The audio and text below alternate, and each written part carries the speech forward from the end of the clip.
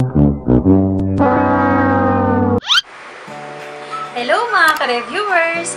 Welcome po sa aming YouTube channel and this is our vlog number 2!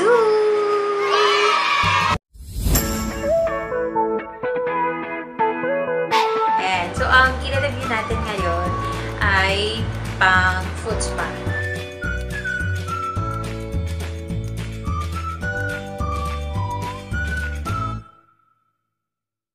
So ito ay DIY food spa. Tada! So, itong item na to ay nabili namin sa Watsons for 219 pesos. So, yung lotion niya is merong lotion, merong foot soap, meron siyang foot spray, merong foot scrub, at saka yung stone. So, not bad for 219 pesos na may kasamang 5 items. So, ngayon, itatry namin siya. Actually, yung last na nag-DIY foods pa kami is college days pa. So, pag pala nagkapamilya, medyo busy na. Mahirap na mag-DIY. So, ngayon, dahil naka-ECQ tayo, magta-try tayong mag-banding-banding with hubby. Yan. So, ang magta-try syempre ay ang asawa ko. Okay. Maglagay tayo ng warm water sa isang batsa. Tapos maglagay tayo ng 10 ml na foot soap. So, yan yung una natin nilagay.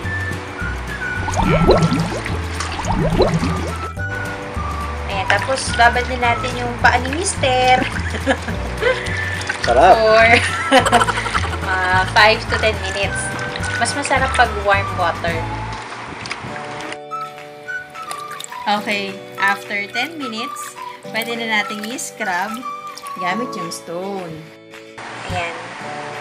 Yung mga parts na may mga kalyo-kalyo, kaya mga may dead skin. Pero sa case ng asawa ko, wala masyadong kalyo yun. Wow! So, hihilurin natin yan. Dito. Ayan. Yan lang ha.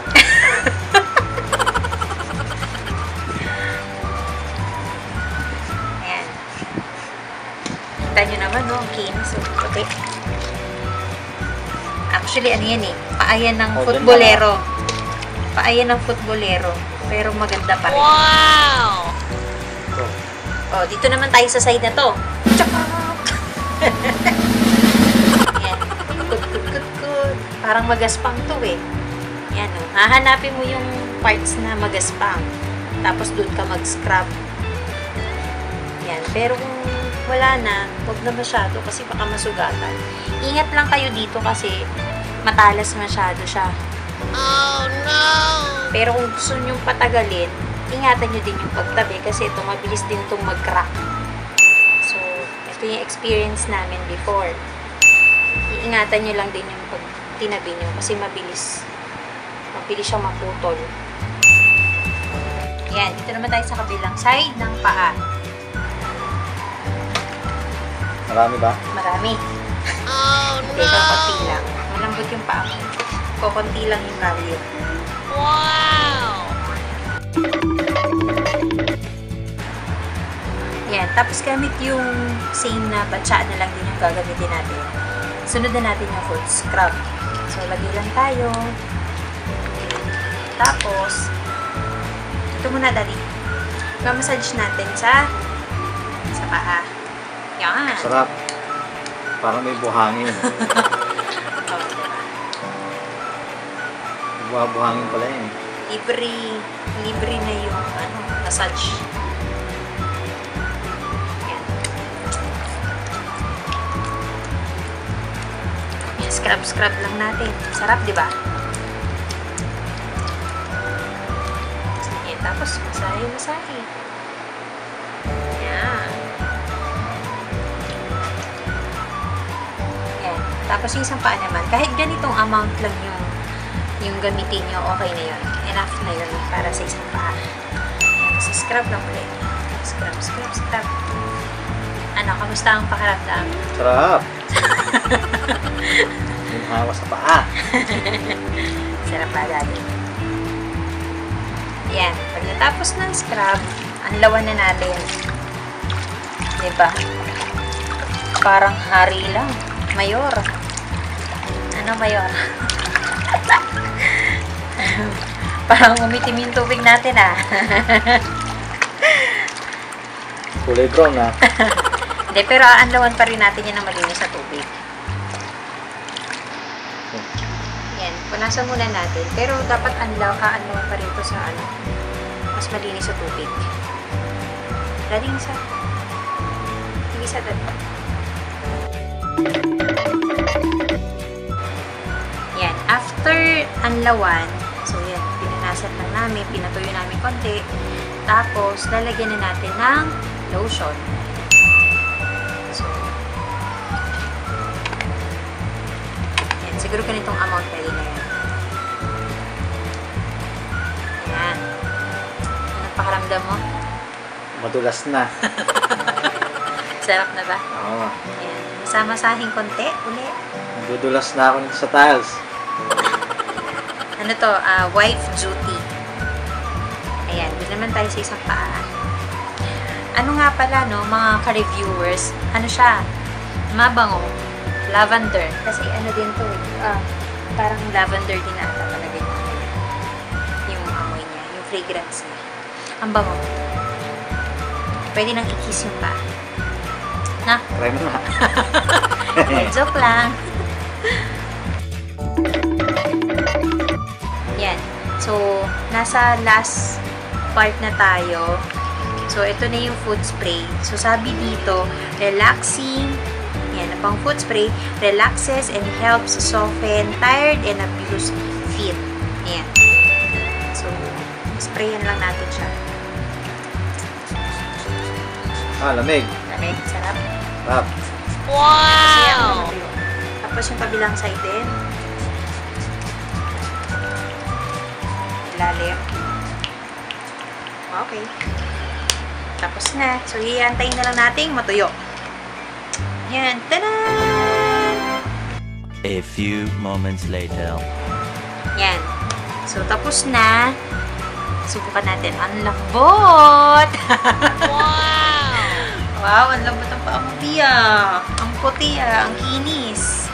Yan. So, wala na akong nararamdaman ng mga kalyo-kalyo. Dito, ayan. Lambot, tsaka dito. Ano? Anong pakaramdam mo? Okay? Karamdam ko madulas. Ayos ba? Kuminis? Kinis. Talagang madudulas na ako dito sa mga tiles. Happy feet! Slide na ako niyan. Yan. Galing. Very good.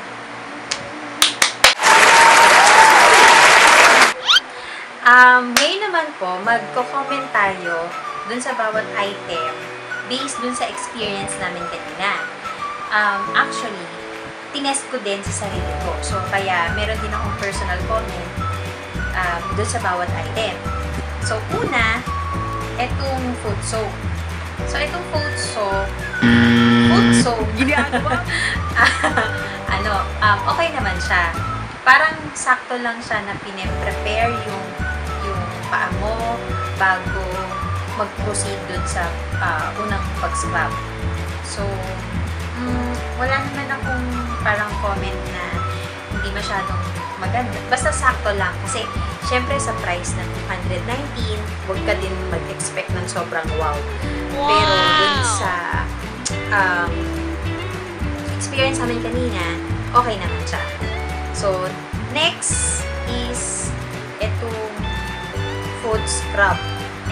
By the way, teka lang. Ito pala muna. Itong bato, okay naman siya. Sakto siya, nakakatanggal talaga siya ng mga dead skin. Ayan. Yun nga lang, ingat lang kasi ang talas niya. Pero, feeling ko mas effective kung meron kayo yung talagang pang-scrub, yung parang may liha, yung parang. So, mas maganda yun. Tapos, dapat, kasi kanina, nung ini-scrub ko yung paa ni Mister, di ba medyo basa-basa? So, nung tininay ko sa akin, dapat pala siya parang medyo patuyo, pero hindi siya tuyong-tuyo. So, ang ginawa ko, hindi hindi ko na lang na-videohan. Pero, trinay ko siya ng 2 beses. So, parang inangat mo yung paa mo dun sa batya, tapos, i-scrub mo siya hanggang sa medyo matuyo-tuyo. Pag medyo tuyo siya, makikita mo nagtitil na yung dead skin. Yun. Tapos, yan. So, punta na tayo ulit dito sa sa foot scrub. Itong foot scrub, okay naman siya, pero feeling ko lang, kulang lang yung beads. Hindi mo ma-feel na talagang parang scrub siya. So, parang, kasi sabi, di ba, foot scrub. So, ang expectation mo, ini-scrub talaga yung paa mo, di ba? Tama ba, Daddy? Tama. Correct. Okay, correct. So, parang kulang siya sa beads. So, parang, hindi ko masyadong na-feel na ini-scrub talaga siya. Yun lang. Pero, okay pa rin naman siya. Tapos, etong foot lotion. Yan. Etong foot lotion, ano naman siya? Okay naman din siya. Yun nga lang, kailangan pala dito, small amount lang yung gagamitin mo sa paa kasi ang lagkit. Lagkit sa feeling. So, kahit konti lang, parang ma-absorb naman ng skin mo. Yung ginawa ko siya sa akin, yung parang yung excess ng lotion nilagay ko na sa binte. Kasi, may lagkit feeling. Tsaka parang madami ata yung in-apply ko. Pero, yun, dapat konting amount lang yung gagamitin mo dito. Pero, ang bango niya. So, eto, okay to. Kasi amoy yung lavender. Amoy natin. Amoy lavender. Yan. Tapos, yung last na, itong foot spray. So, itong foot spray, actually, parang, pag natapos na yung process ng pag-scrub mo, pabango na ng pabango yung item. Parang ganon. Ano bang naramdaman ko? Parang, hindi ko alam kung may effect sa paa. Ikaw, Daddy, may effect ba sa paa? Parang wala lang, pinakintab lang yung paa mo. Hindi ko rin masyadong na-feel yung purpose ng spray. Pero siguro, kung madalas mong gagamitin yung pang spa na to, baka siguro pwede kong masasabi kung ano talaga yung purpose nitong spray na to. Siguro pampabango. Ay, ewan pala, hindi ko sure. Pero sa lahat ng nasabi ko, yun yung okay naman siya. So, thumbs up. Na, Daddy? Yes! Yay! Yun lang. Sana nagustuhan niyo yung review namin. At medyo first time namin nagre-review. So, medyo konti pa yung mga idea namin about pagre-review. Pero sana medyo may nakuha kayong idea kung paano mag-scrub. Pero katuwaan lang naman to habang naka-ECQ kami. So, banding-banding lang ng mag-asawa. So, yun lang. Thank you! Maraming pong salamat sa inyong panonood. Sana po nag-enjoy po kayo sa aming second vlog. At abangan ninyo ang mga susunod pa naming video. Ako po si Eden. At ako po si Jeff. Please don't forget to like and subscribe. Thank you for watching! Ha ha ha!